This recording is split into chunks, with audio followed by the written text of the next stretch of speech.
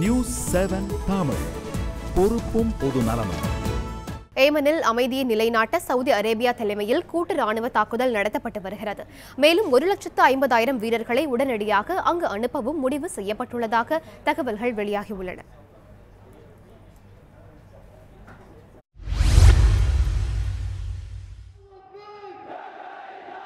மத்திய கிழக்கு நாடான ஏமனில் அதிபர் மன்சூர் ஹாதிக்கு எதிராக ஹவுதி, அல் கொய்தா உள்ளிட்ட தீவிரவாத இயக்கங்கள் போரிட்டு வருகின்றன.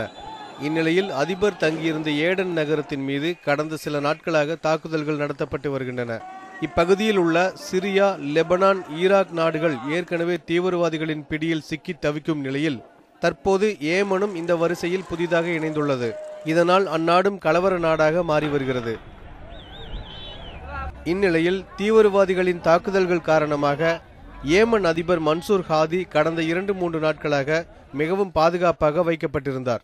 அவர் எங்கிருந்தார் என்பது கூட ரகசியமாகவே வைக்கப்பட்டிருந்தது. இதற்கிடையே அவர் ஏடன் நகரை விட்டு வெளியேறி சவுதி அரேபியாவுக்கு வந்து விட்டார் என்றும், ஏமனில் நடைபெறும் தீவிரவாத தாக்குதல்களுக்கு எதிராக பன்னாட்டு உதவிகளை எதிர்பார்த்தே அவர் அங்கு வந்திருப்பதாகவும் செய்திகள் தெரிவிக்கின்றன. இந்நிலையில் ஏமனில் வான்வழி தாக்குதல்கள் நடத்த சம்மதித்த சவுதி அரேபியா ஏற்கனவே தாக்குதலை தொடங்கியுள்ளது. ஏடனில் ஹவுதி தீவிரவாதிகள் முன்னேறியதை தொடர்ந்து தாக்குதல்கள் மேலும் தீவிரப்படுத்தப்பட்டன.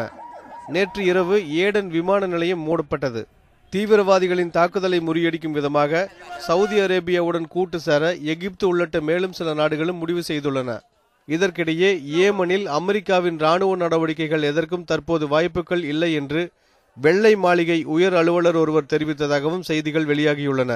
எல் துரைராஜ், உலகச் செய்தி பிரிவு, நியூஸ் 7 தமிழ்.